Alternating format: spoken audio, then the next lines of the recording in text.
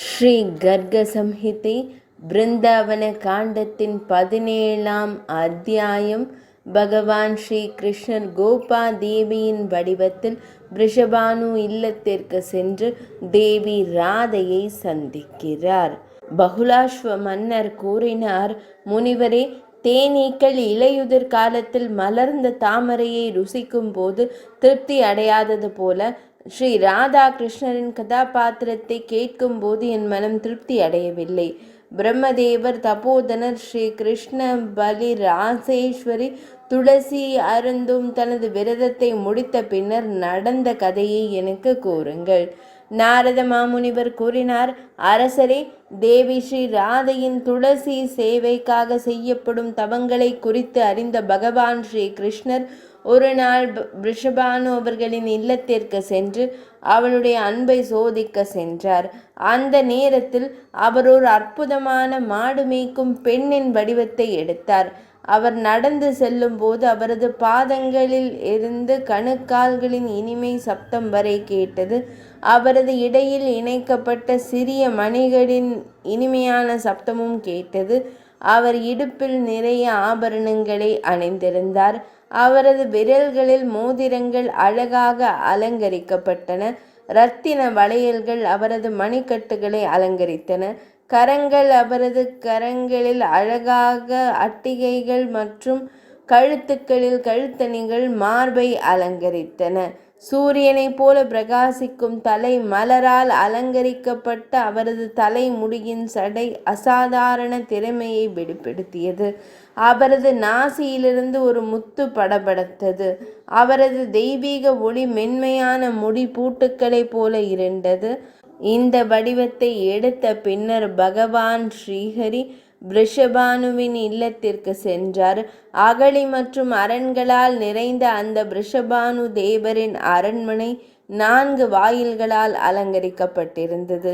மேலும் ஒவ்வொரு வாயிலிலும் யானைகள் புகையின் நிறம் அசைந்து அரச அரண்மனையின் அழகை மேம்படுத்தியது. அந்த மண்டபத்தின் முற்றம் பல்வேறு வண்ண குதிரைகளால் அலங்கரிக்கப்பட்டிருந்தது. காற்றைப் போலவும் மனதைப் போலவும் வேகமாக சென்றது. மாலைகளாலும் தொப்பிகளாலும் அலங்கரிக்கப்பட்டிருந்தது. நரேஸ்வரரே, அந்த கட்டிடம் கன்று ஈனும் பசுக்களின் சமூகத்தாலும் நீதிமான்களின் காளைகளின் வட்டத்தாலும் அலங்கரிக்கப்பட்டிருந்தது. பல மாடு மேய்ப்பவர்கள் அங்கு புல்லாங்குழல் மற்றும் கரும்புகளை பிடித்து கொண்டு பாடல்களை பாடிக்கொண்டிருந்தனர். ஷியாமசுந்தரர் ஒரு மந்திர இளம் பெண்ணாக மாறு வேடமிட்டு முற்றத்திலிருந்து உள்முற்றத்திற்குள் நுழைந்தார். அங்கு வரிசை வரிசையாக கதவுகளும் தூண்களும் கோடிக்கணக்கான சூரியன்களைப் போல பிரகாசித்தன. இரத்தினங்கள் பதித்த முற்றங்களை இரத்தினங்கள் போன்ற பல கன்னி பெண்கள் அலங்கரித்து கொண்டிருந்தார்கள். வீணைகள், தாளங்கள் மற்றும் மிருதங்கங்களை வாசித்து இந்த அழகான கோப பெண்கள் மலர் குச்சிகளால் தேவி ஸ்ரீ ராதையின் புகழை பாடிக்கொண்டிருந்தனர். உள்முற்றம் ஒரு தெய்வீக மற்றும் பரந்த தோட்டத்தால் அலங்கரிக்கப்பட்டிருந்தது. அதன் உள்ளே பூக்கும் மாதுளை, குந்தம், மந்தாரை, எலுமிச்சை மற்றும் பிற உயரமான மரங்கள் இருந்தன. கேதகி, மல்லிகை மற்றும் மாதவி கொடிகள் தோட்டத்தை அலங்கரித்தன. கல்ப மரத்தின் மலர்களின் நறுமணத்தால் நிறைந்த தேவி ஸ்ரீ ராதையின் தோட்டம் இருந்தது. நிருபேஸ்வர், அந்த தோட்டத்தில் பட்டாம்பூச்சிகள் தேனை அருந்தி மகிழும். குளிர்ந்த மெதுவாக நறுமணம் வீசும் காற்று வீசியது. அது 1000 இதழ்களை கொண்ட தாமரைகளின் மகரந்தத்தை மீண்டும் மீண்டும் சிதறடித்தது. அந்த தோட்டத்தில் ஆண் காக்கைகள், பெண் காக்கைகள், மயில்கள், நாரைகள் மற்றும் கிளிகள் பூங்காவின் சிகரங்களில் இனிமையாக கீச்சிட்டு கொண்டிருந்தன. ஆயிரக்கணக்கான மலர் படுக்கைகளும் ஆயிரக்கணக்கான நீர் கால்வாய்களும் இருந்தன. மேக கோயிலில் 100கணக்கான நீரூற்றுகள் இருந்தன. அங்கே குழந்தையின் சூரியனை போல பிரகாசமான காதணிகளையும் விசித்திரமான வண்ணங்களின் ஆடைகளையும் அணிந்த லட்சக்கணக்கான அழகான முகமுடைய பெண்கள் தேவி ஸ்ரீ ராதையின் சேவையில் தோழியராய் தங்கள் திறமையை காட்டினர். அவற்றின் நடுவில் தேவி ஸ்ரீ ராதை அரண்மனையில் உலா வந்து கொண்டிருந்தார். அந்த அரண்மனை நேர்த்தியான காவி துண்டுகளால் அலங்கரிக்கப்பட்டிருந்தது. அங்குள்ள தரை மலை மலர்கள், நீர் மலர்கள், பல மலர்கள் மற்றும் தரையில் வளரும் மென்மையான இலைகளால் மூடப்பட்டிருந்தது. ஒருவர் அங்கு பாதம் பதித்தவுடன் முழங்கால் மூடப்பட்டிருந்தது. மல்லிகை தேன் துளிகள் அங்கே விழுந்து கொண்டிருந்தன. அத்தகைய முற்றத்தில் பல்லாயிரக்கணக்கான சந்திரன்களைப் போல பிரகாசமான மென்மையான மற்றும் மெலிந்த தேவி ஸ்ரீ ராதை தனது மென்மையான தாமரை பாதங்களை மெதுவாக அசைத்து கொண்டிருந்தாள். மணி கோயிலின் முற்றத்திற்கு வந்த புதிய கோப சுந்தரியை ரிஷபானு நந்தினியான தேவி ஸ்ரீ ராதை கண்டார். அவரது புத்திசாலித்தனத்தால் சந்திரன் உதிக்கும் பொழுது நட்சத்திரங்களின் பிரகாசம் மங்குவது போல அங்கிருந்த அனைத்து பெண்களும் திகைத்து போனார்கள். அவரது மகத்தான மகிமையை உணர்ந்த தேவி ஸ்ரீ ராதை அவரை வரவேற்று தனது இரு கரங்களாலும் இறுக்கமாக தழுவி தெய்வீக சிம்மாசனத்தில் அமர வைத்தார். பின்னர் வழக்கப்படி அவருக்கு நீர் மற்றும் பிற பிரசாதங்களை வழங்கி தனது அழகான வழிபாட்டை தொடங்கினாள். தேவி ஸ்ரீ ராதை கூறினாள், அழகான தோழி, தங்களை வரவேற்கிறேன். தங்கள் பெயரை விரைவாக கூறுங்கள். நீங்கள் இன்று உங்கள் சொந்த விருப்பப்படி இங்கு வந்துள்ளீர்கள். இது எனக்கு கிடைத்த மிகப்பெரிய அதிர்ஷ்டம். இந்த பூமியில் எங்கும் உங்களை போன்ற தெய்வீக வடிவம் காணப்படவில்லை. கேளுங்கள், உங்களை போன்ற ஒரு அழகான பெண் எங்கு வாழ்ந்தாலும் அந்த நகரம் நிச்சயமாக ஆசீர்வதிக்கப்பட்டது. தேவி, உங்கள் வருகைக்கான காரணத்தை விரிவாக விளக்குங்கள். எனக்கு எந்த வேலை தகுதியானதோ, எந்த பணியானது நான் செய்வதற்கு உரியதோ அதை தாங்கள் எனக்கு கூற வேண்டும். உங்கள் வசீகரிக்கும் பார்வைகள், அழகான பிரகாசம், இனிமையான குரல், வசீகரமான புன்னகை, நடை மற்றும் உருவத்துடன் நீங்கள் இப்போது எனக்கு ஸ்ரீபதியை ஒத்திருக்கிறீர்கள். நீங்கள் ஒவ்வொரு நாளும் என்னை காண வர வேண்டும். உங்களால் வர இயலாவிட்டால் தயை கூர்ந்து உங்கள் இல்லத்திற்கு ஒரு திசையை கொடுத்து வரும் வழியை தாங்கள் எனக்கு கூறுங்கள். தாங்கள் சந்திக்கக்கூடிய எந்த முறையை நீங்கள் எப்போதும் பயன்படுத்த வேண்டும்.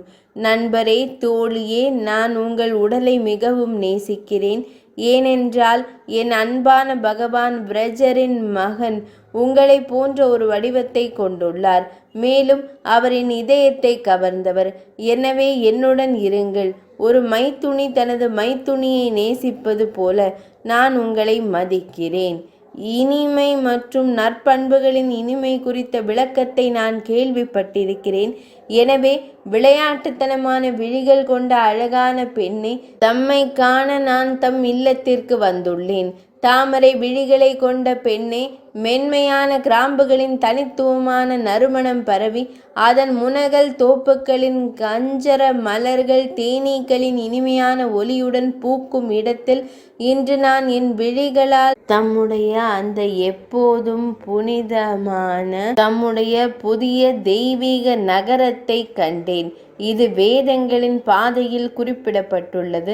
தேவராஜரான தேவேந்திரனின் நகரமான அமராவதி கூட இதை போல அழகாக இருக்காது. நாரத மாமுனிவர் கூறினார், மித்திலேஸ்வரரின் கடவுளை இவ்வாறு 2 மையல் தெய்வங்களும் சந்தித்தனர். அவர்கள் மகிழ்ச்சியான வாழ்த்துக்களை பரிமாறிக்கொண்டு தோட்டத்தை அலங்கரிக்க தொடங்கினர். அவர்கள் புன்னகைத்து கொண்டே மலர்கள் நிறைந்த பந்தை விளையாடி கொண்டே பாடினர்.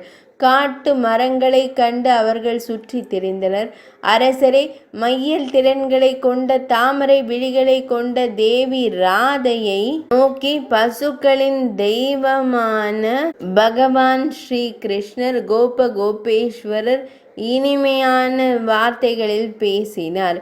கோபாதேவி கூறினாள், பிரஜேஸ்வரி, இன்று இப்பொழுது வெகு தொலைவில் நான் இருக்கும் நந்த நகரம் உள்ளது.